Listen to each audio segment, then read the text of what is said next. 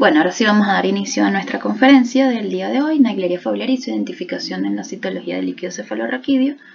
Como les mencioné, este es un trabajo que era mucho más amplio, pero aquí traigo algunos aspectos de este trabajo que se realizó en el laboratorio de amibiasis de la Escuela de Bioanálisis de la Universidad Central de Venezuela, junto con mis profesoras y también licenciadas en bioanálisis, Mónica Galindo y Carmen Guzmán, y mi persona.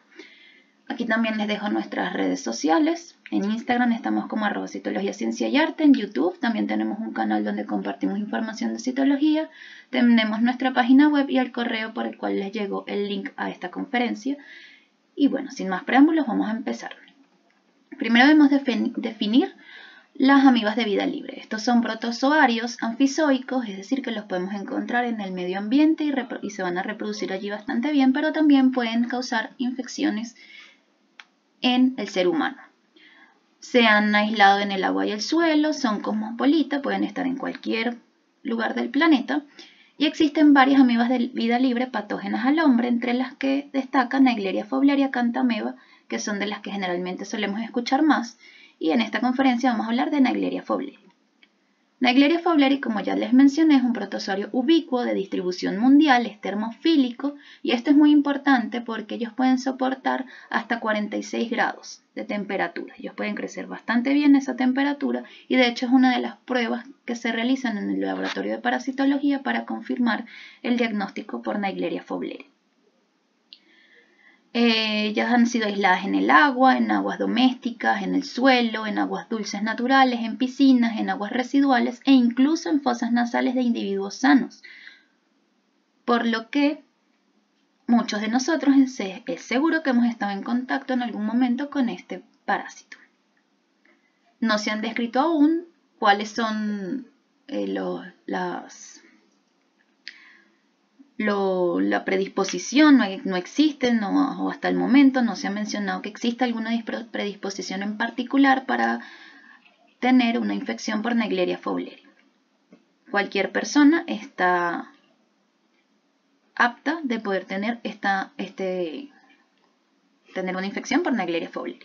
Este parásito va a producir lo que se conoce como meningoencefalitis amebiana primaria, la cual es muy frecuente en niños y adultos, y no porque los niños y los adultos jóvenes estén predispuestos a tener esta infección, no es por eso, sino lo que se describe en muchos trabajos es porque sucede que como los niños y los jóvenes suelen realizar muchas actividades acuáticas, actividades recreativas en el agua, que los niños se suelen saltar y zambullirse con fuerza en el agua, estar mucho tiempo sumergidos en nadando, explorando, jugando, entonces tienen como mayor tiempo de que el agua ingrese por sus fosas nasales, y si esa agua está contaminada o tienen estos parásitos, pues tienen la mayor probabilidad de que, bueno, estos parásitos al estar mayor tiempo en contacto con las fosas nasales del niño o del joven, de alguna manera, bueno, favorecer a que se genere esta infección. Sin embargo, no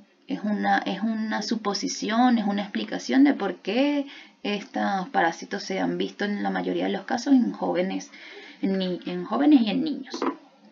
Pero no es que sea necesariamente así, es una explicación que se da. El periodo de incubación de la meningoencefalitis amebiana primaria es de 1 a 15 días. Causando la muerte en un periodo muy corto, en los 5 días aproximadamente de adquirir la infección, en promedio. Entre los 5 y 7 días, si no recibe un tratamiento el paciente, puede sufrir la muerte. La tasa de mortalidad es bastante elevada. La mayoría de los casos que se han reportado en Naegleria fowleri se han diagnosticado post-mortem, es decir, durante la autopsia. Una tasa de mortalidad del 97%, esto según un estudio hecho en Estados Unidos, en donde se evaluaron la cantidad de casos desde el año 1962 hasta el año 2018, en donde se reportaron 145 casos de Naegleria fowleri, de los cuales únicamente 4 pacientes sobrevivieron. Entonces ahí vemos la importancia de diagnosticar a tiempo este parásito. Lo importante que en este caso nosotros, el personal del laboratorio, tanto los bioanalistas en el laboratorio clínico como los citotecnólogos, podemos jugar un papel importante en la identificación de este parásito para que el tratamiento se coloque lo más pronto posible. En los múltiples trabajos que se han hecho de investigación sobre este parásito se ha visto que un tratamiento temprano favorece a que el paciente se le salve la vida. Entonces va de la mano colocar el tratamiento y con la rapidez que se coloque ese tratamiento. Algunos de los tratamientos que se coloca es la anfotericina B, es el que más resultados positivos se han visto en aquellos casos que ha sobrevivido el paciente, pero no únicamente, no se suele combinar con otras terapias, no solamente colocar anfotericina B. En algunos trabajos de investigación se ha visto que combinar administrar la anfotericina B, bien sea por vía intracecal o por vía intravenosa,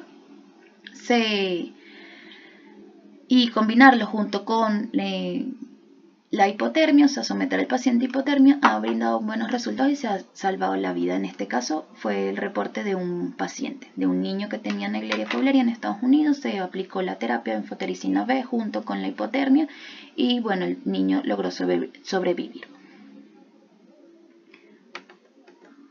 Como ya les dije, es un parásito de distribución mundial, por eso se han reportado casos en múltiples países. En nuestro continente se han visto casos en Colombia, México, en Chile, en Venezuela y muchos otros países. La meningoencefalitis mediana primaria ocurre generalmente en personas que han realizado actividades acuáticas. Como ya les dije, este parásito puede crecer a altas temperaturas y se ha visto que las altas temperaturas potencian el crecimiento, es decir que Naegleria fowleri crece a gusto cuando está sometido a temperaturas elevadas. Por eso es que en algunos países donde tienen estaciones, es decir, invierno, verano, primavera, otoño, se ha mencionado que durante el verano es la época del año en donde mayor se reportan casos por Naegleria fowleri. ¿Por qué? Porque bueno, es la época del año en donde las personas van a recrearse a los lagos, a los ríos, a hacer estas actividades recreativas, y entonces estos parásitos están en su apogeo, en su crecimiento a estas altas temperaturas, les gusta a ellos para crecer, y bueno, junto con que crecen bastantes a estas temperaturas y que además el ser humano acude justo en estas fechas, porque obviamente es las temperaturas ideales para bañarse en estos lugares, pues bueno,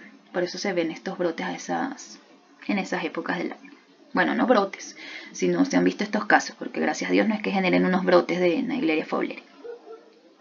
La cloración del agua es importante, no porque va a eliminar el parásito. El cloro no elimina ni destruye a la Naegleria fowleri, pero sí elimina su alimento, en este caso las bacterias de las cuales él se nutre. Entonces, al eliminar el alimento de forma indirecta, estamos eliminando al parásito. Entonces, esto aplica para el caso de las aguas de nuestras viviendas, que están en aguas de los tanques, de las viviendas de los lugares, de las residencias, y también para las piscinas. Entonces, es importante la cloración del agua para eliminar las bacterias, otras bacterias patógenas y otros microorganismos patógenos, y además eliminarle el alimento a este parásito. La sintomatología es muy similar a la que se presenta en una meningitis bacteriana. Por tal razón, generalmente el clínico va a sospechar más de una meningitis causada por bacterias que de una meningitis generada por este parásito, primero porque no es un hallazgo frecuente en las Naegleria fowleri, y menos mal que no lo es. Vemos entre los síntomas, en una primera etapa se van a presentar dolor de cabeza, fiebre, náuseas o vómitos, y ya en una etapa más avanzada ya vemos más bien síntomas neurológicos como la rigidez del cuello, confusión, falta de atención a los demás y al entorno, pérdida del equilibrio, convulsiones y alucinaciones. Naegleria fowleri tiene 3 formas evolutivas. Están los trofozoitos, quistes y flagelados.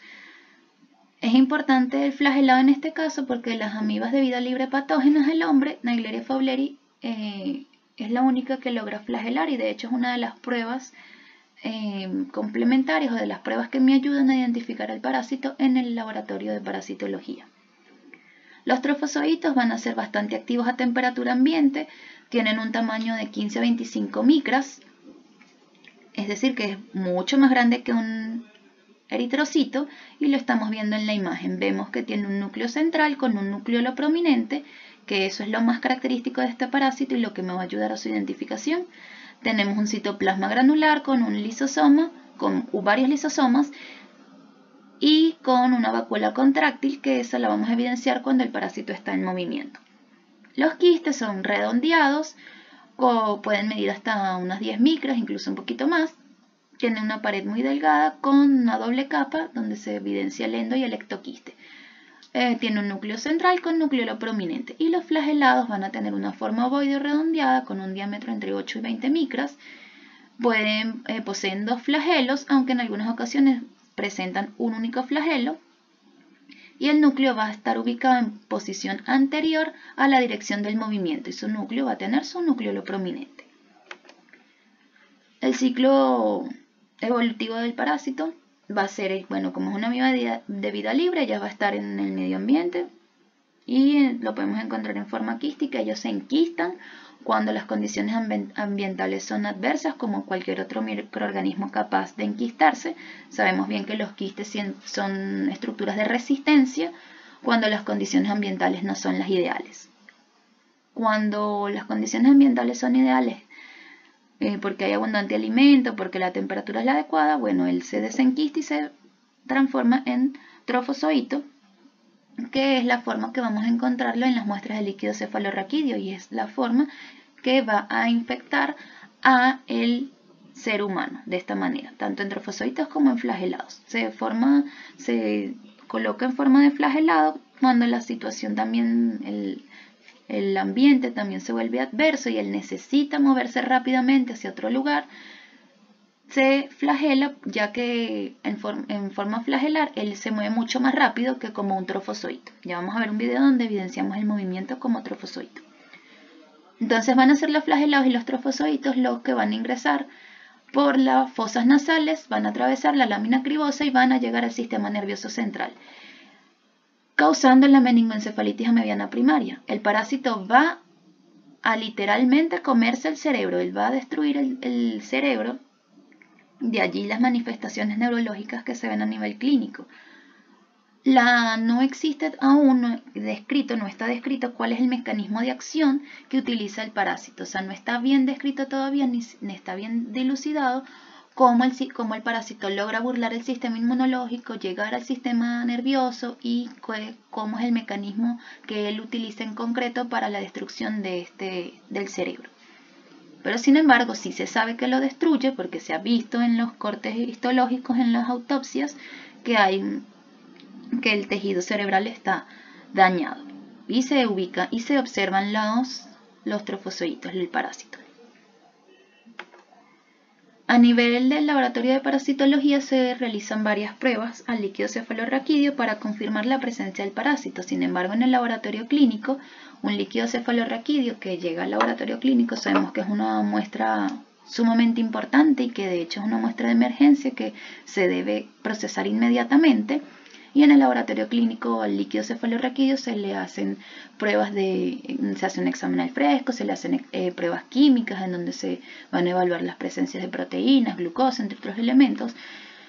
Se hacen además del fresco, se hace un recuento celular en caso de que en el fresco se hayan visto células, se hace un recuento de células, en este caso de leucocitos. Eso es lo que se hace en un laboratorio clínico. Mientras que en el laboratorio de citología, el líquido cefalorraquídeo, el objetivo de la citología principalmente es descartar un proceso neoplásico maligno. Sin embargo, podemos encontrarnos otras cosas. Entonces, en la citología no únicamente vamos a encontrar tumores malignos, sino que también podemos encontrarnos elementos que nos sugieran un proceso inflamatorio. Podemos identificar microorganismos, como en este caso este parásito Naegleria fowleri y otros microorganismos. Y también podemos identificar procesos neoplásicos benignos, o sea, algún otro tipo de lesión que no sea necesariamente un cáncer. Entonces, en el laboratorio de citología, las muestras de líquido cefalorraquídeo, el manejo es completamente distinto al de un laboratorio clínico, ya que en el caso de la citología son muestras que se van a fijar, que se van a teñir, que se van a evaluar las características de las células que estén allí presentes. Mientras que en el laboratorio clínico se va a ver las muestras al fresco. Por lo tanto, la identificación, en este caso del parásito, va a variar de un laboratorio al otro. En el laboratorio clínico, o en el caso del laboratorio de parasitología, vamos a hacer una primera identificación en el examen al fresco. Y en el examen al fresco la muestra no está teñida. Entonces vamos a evaluar al parásito tal cual y como está en el medio ambiente. Vamos a ver sus características. También en el laboratorio de parasitología se hace la prueba de flagelación, se hace crecimiento a 40 grados centígrados. Son formas de corroborar de que efectivamente se trate de Naegleria fowleri. La prueba de flagelación consiste en, después de tener un cultivo, después de 24 horas, se extrae esta placa de cultivo, se va a colocar la placa en un criogel y se va a hacer un raspado de la superficie, que es donde están estas amibas, y se va a hacer un buen raspado y se va a colocar todo este material en un tubo. Se les va a añadir 5 ml de agua destilada y se va a volver a incubar a 42 grados. Y durante 2 horas se va a hacer una evaluación de este tubo cada media hora. Se puede colocar la muestra en otra placa de Petri sin ningún medio de cultivo o en un tubo. Se incuba y se hace la evaluación cada media hora para evidenciar si hay flagelados. Generalmente, por lo menos en esta investigación, se vio que había mayor cantidad de flagelados a los 90 minutos. Pero bueno, siempre se toma hasta las 2 horas en cualquier líquido que ya vimos en un fresco que está el trofozoito. Esta es una prueba confirmatoria, recuerden. Esto ya se hace en el laboratorio de parasitología. Si vemos los flagelados, bueno, ya se confirma que se trata de Naegleria fowleri. Vemos el trofozoito en el fresco, vemos el crecimiento a 40 grados centígrados y una prueba de flagelación positiva me confirma el diagnóstico. Esto para el laboratorio de parasitología. También está la PCR, la reacción en cadena de la polimerasa para Naegleria fowleri. Pero como este no es un parásito que realmente lo vayamos a encontrar con frecuencia, evidentemente no todos los laboratorios van a contar con los primers para identificar Naegleria fowleri. Lo vamos a encontrar más que todo en laboratorios de investigación, en laboratorios de parasitología que trabajen con este microorganismo. O sea, evidentemente los laboratorios no van a gastar recursos de PCR para este parásito porque si no es que están enfocados a trabajar hacia él, porque, como les digo, no son hallazgos comunes. Entonces es como tener un gasto allí de algo que quizás no se llegue ni siquiera a utilizar, si son laboratorios de rutina, etc. Aquí tenemos imágenes de trofozoitos y vemos cómo estas estructuras son lo que llamamos los lobopodios, que son los pseudópodos que ellos van emitiendo cuando están en movimiento. Ya lo vamos a ver en el video. Vemos que tienen gran cantidad de vacuolas en su interior, en su citoplasma. Vemos un núcleo con su macronucleolo, su nucleolo prominente, que es lo que me ayuda a su identificación. Vamos a ver que él va a tomar distintas morfologías, al ser un trofozoito ameboide, pues no tiene una morfología en concreta como otros parásitos que sí podemos, como por ejemplo en el caso de la tricomonas, que podemos decir que que su forma es piriforme u ovoide. En cambio, como es una ameba, tiene este aspecto ameboide, pues puede tomar distintas formas. Lo que me ayuda a su identificación va a ser el núcleo con su nucleolo prominente. Aquí tenemos otro donde vemos que está emitiendo sus lobopodios. Puede emitir 2, 3 lobopodios, 1, dependiendo cómo él se esté moviendo. Y aquí lo vemos con bacterias que las intenta fagocitar. Aquí vemos otras, incluso vemos en su interior lisosomas o vacuolas con bacterias en su interior que se acaba de comer, fagocitar. Y vemos sus núcleos con su nucleolo prominente. Aquí logramos evidenciar esta zona más clara, es lo que se llama el ectoplasma, y el endoplasma es la zona más granulosa. También característico. Los quistes. Vemos en los quistes que tienen una doble capa, una doble pared. Vemos que tienen sus núcleos con núcleos prominentes, se evidencia mejor en esta imagen.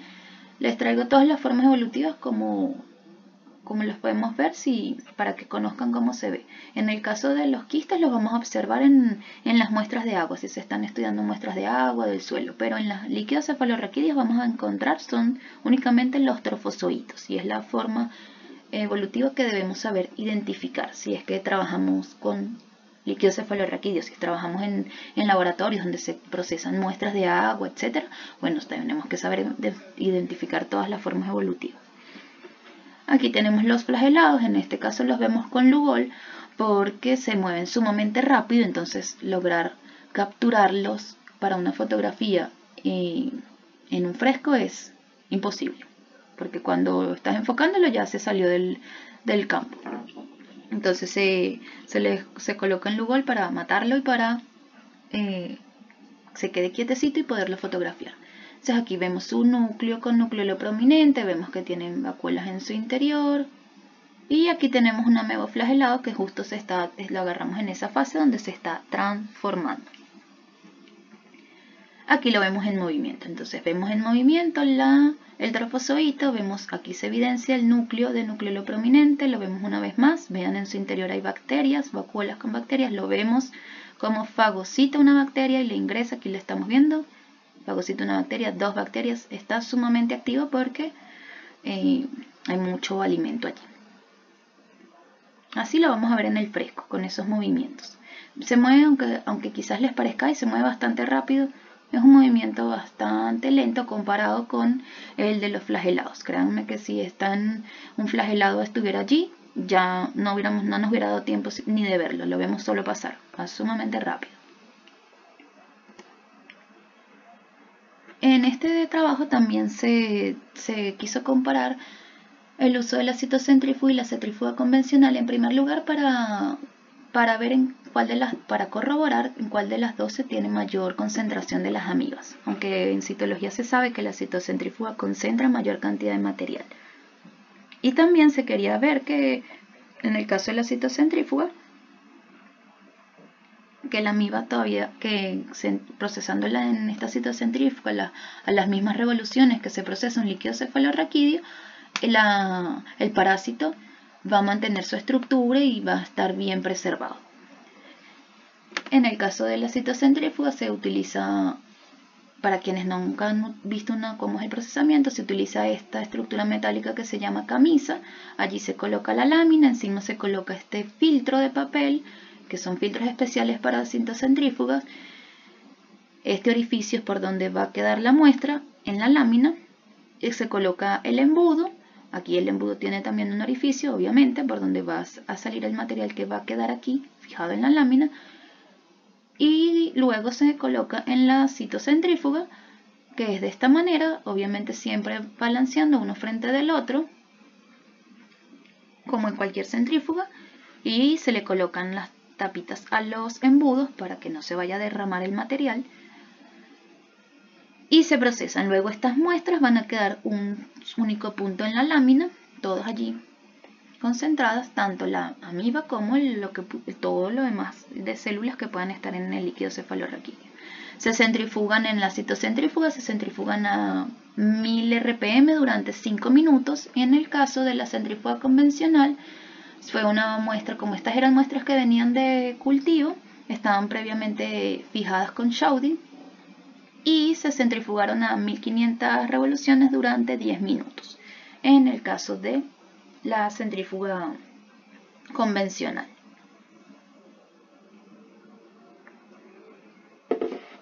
Los resultados, bueno, los resultados fueron que por citocentrífuga se lograron obtener entre 6 a 8 amibas por campo de 400X, mientras que por centrífuga convencional de 0 a 2 amibas por campo de 400X. Lo que me confirma que la citocentrífuga me ayuda a concentrar mayor cantidad de material, en este caso de amibas. Entonces, en el caso del laboratorio de citología, que es donde se utilizan las citocentrífugas, donde vamos a ver que si las amibas están presentes en el líquido cefalorraquídeo, es seguro que las vayamos a tener en la muestra. Mientras que si ese líquido cefalorraquídeo lo procesamos por una centrífuga convencional, existe una probabilidad de que no tengamos ninguna amiba. Si es que la amiba está en la muestra, quizás en la lámina no llegamos a tener ninguna, porque vemos que de 0 a 2, o sea, muy bajo el porcentaje de amibas que se logran obtener. Se utilizaron varias coloraciones y vamos a ver cada una de ellas y vamos a evidenciar cuáles son las mejores para poder teñir este parásito. Sobre todo esto va enfocado para el laboratorio de citología más que para el laboratorio clínico, porque en el laboratorio clínico no se hacen coloraciones de forma rutinaria. Ya eso también para el laboratorio de parasitología sí, porque obviamente busca identificación y sí puede utilizar algunas coloraciones. Pero en el laboratorio clínico no, en el laboratorio clínico no se hacen coloraciones de rutina. Y se vuelve el Giemsa porque es una coloración que es muy común en los laboratorios clínicos, pero vamos a ver que para este parásito no me sirve. Entonces, en caso de que yo esté en un laboratorio clínico y vi en mi fresco un trofozoito que yo estoy seguro que se trata de una Naegleria fowleri porque tiene su núcleo, con su núcleo prominente, el trofozoito lo vimos en movimiento, todo como lo vimos en esta conferencia, como en algunos otros videos que van a encontrar por allí. Bueno, pero lo quiero teñir con Giemsa para poder evaluar mejor, no me va a servir, ya vamos a ver. Por eso se probó esta coloración, porque es una coloración que todos los laboratorios clínicos van a tener porque se utiliza para las hematologías. También se probó hematoxilina férrica porque es una coloración que se utiliza mucho en parasitología, ya que tiñe mucho, logras hacer buenas tinciones de varios parásitos, entre esos Naegleria fowleri. Se tiñó con hematoxilina de Harris porque es uno de los colorantes que tenemos en el laboratorio de citología. Entonces queríamos probar si solo tiñéndolo con hematoxilina se podía ver bastante bien sus estructuras. Se probó hematoxilina eosina, que es una coloración también común tenerla en un laboratorio de citología, y un Papa Nicolau modificado, que es una coloración que siempre hay en un laboratorio de citología. Y aquí tenemos los resultados del Giemsa. Vemos que de verdad es bastante malos los resultados, no tiñe bien el parásito, aunque aquí vemos que hay un núcleo con un núcleo realmente. Sabemos que es un trofozoito porque evidentemente estas muestras eran de un cultivo y sabemos que lo único que había allí eran amibas, en este caso Naegleria fowleri. Y por eso es que bueno, este es un trofozoito y estamos seguros porque se hicieron coloraciones para trofozoitos, para quistes, asegurándonos de que lo que había en cada tubo eran estas estructuras. Pero vemos que si esto lo tuviéramos en una muestra de líquido cefalorraquídeo, realmente no vamos a saber que se trate de una Naegleria fowleri porque muy mala coloración, no se logra ver el contorno del parásito. Esto pudiera ser cualquier cosa, un detritus celular, un resto citoplasmático, cualquier cosa. Entonces realmente no me ayuda. Y en el caso de los quistes tampoco, ni siquiera se llega a teñir el núcleo. Muy mala esta coloración, nada útil para la visualización de Naegleria fowleri. Luego tenemos hematoxilina de Harris, que se utiliza, que es parte de la batería de coloración del Papa Nicolau en el laboratorio de citología, y vemos que me brinda unos resultados un poco mejor si logramos ver el núcleo con su nucleolo, pero sin embargo vemos que el contorno del parásito todavía es muy difuso, no está bien definido ese contorno, está muy mal teñido. Me ayuda un poco, pero no del todo.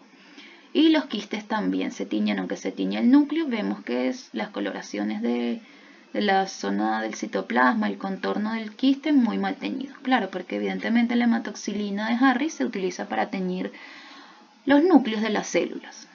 Entonces sí, los núcleos los tiñe bastante bien. El material que está en el citoplasma pues no mucho, porque evidentemente no es una coloración citoplasmática. Luego tenemos la hematoxilina eosina.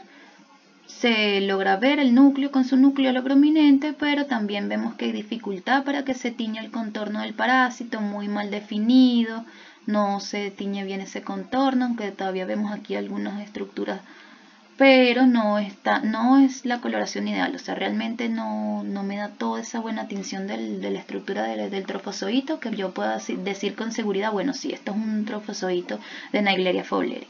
En los quistes también pasa lo mismo con las paredes del quiste, muy mala la tinción. Pero ¿qué pasa con el Papa Nicolau? Bueno, me brinda excelentes resultados, veo que hay un contorno bien definido del parásito, logro ver, incluso en algunos trofozoitos puedo ver el ectoplasma y el endoplasma bien diferenciados, veo el núcleo con su núcleo prominente bien característico, su citoplasma granular con sus vacuolas y lisosomas, muy bien teñido, muy bien definida en la estructura del trofozoito. Entonces, coloración ideal para poderlo observar.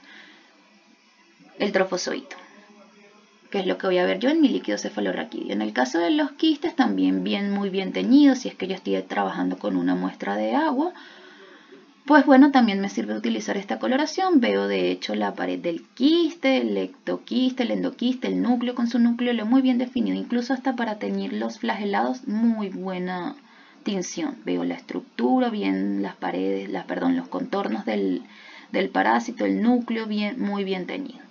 Es una excelente coloración para teñir este parásito. ¿Cuál es lo positivo? Que bueno, que el Papa Nicolau es una coloración que se utiliza en el laboratorio de citología.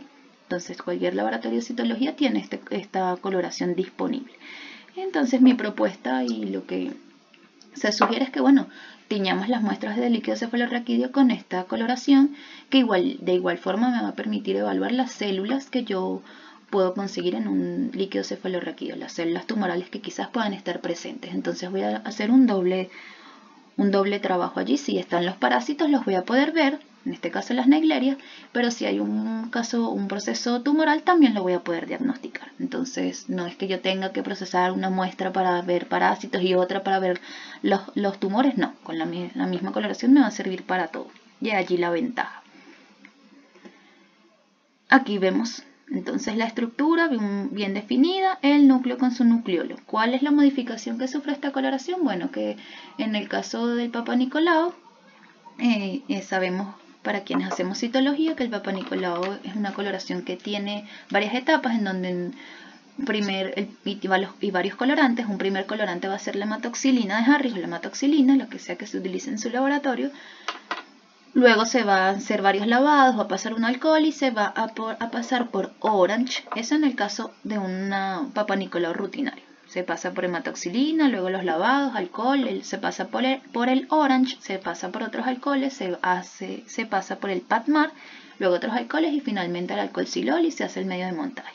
La modificación aquí es que no se va a pasar la muestra por el Orange, porque se observó que cuando se pasa por el Orange la muestra se ve bastante naranja y no se tiñe bien el parásito.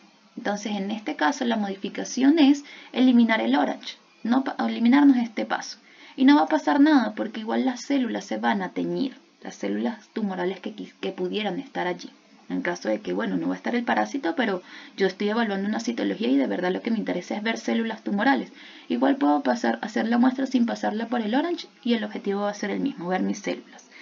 ¿Por qué? Porque el Patmar, recordemos que es un colorante que tiene 4 colorantes en su conformación. Está el verde lujo, el verde brillante, el eosina orange, él también tiene una porción de orange, y el marrón Bismarck. Entonces, del todo no estamos eliminando el orange porque el orange me lo va a dar el Patmar. Así que va a ser igual una muestra que puedo teñir para ver mis células tumorales y hacer mi evaluación citológica que estoy acostumbrado en un líquido cefalorraquídeo, pero si tengo el parásito lo voy a poder ver.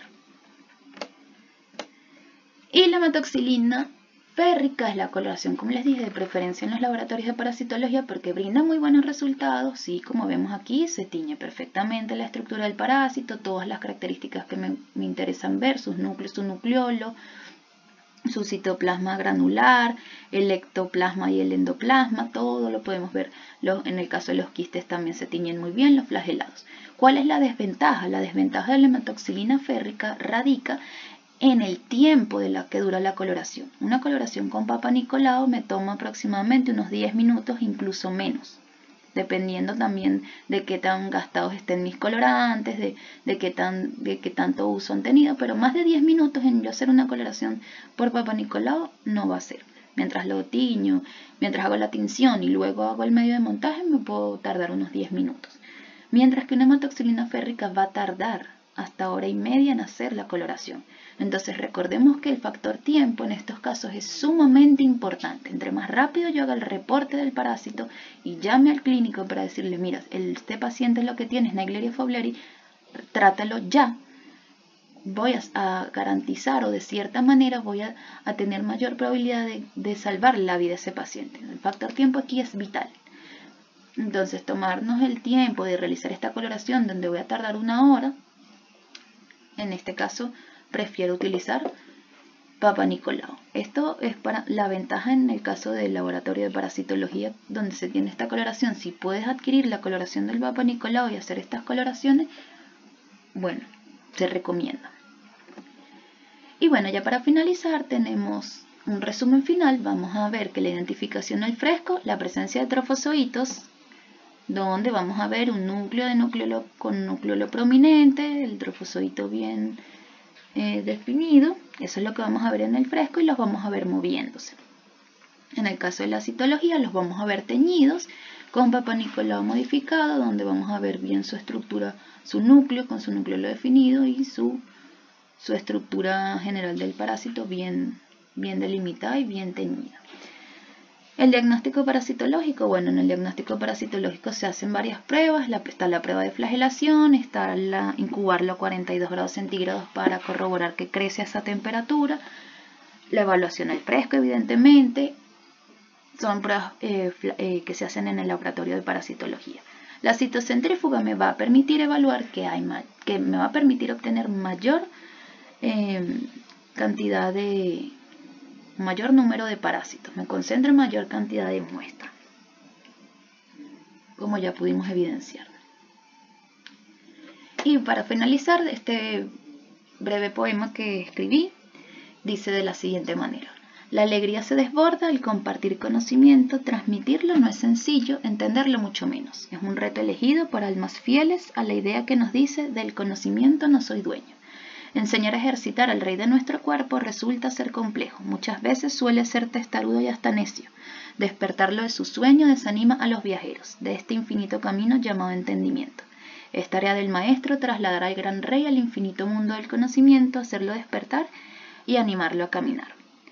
Así cierro esta conferencia, invitándolos a que nos sigan en nuestras redes y también invitándolos a que cuando tengan consultas de citología, no solo del tema de Naegleria ni de líquido-cefalorraquídeo, sino cualquier consulta que puedan tener en relación a la citología, lo pueden hacer por nuestro Instagram o por nuestro correo, que siempre estamos dispuestos a contestar dentro de las medidas de nuestras posibilidades cualquier duda o consulta que ustedes tengan. Gracias a todos por estar aquí, gracias por mostrar interés en esta conferencia y espero que hayan aprendido un poco más sobre este parásito.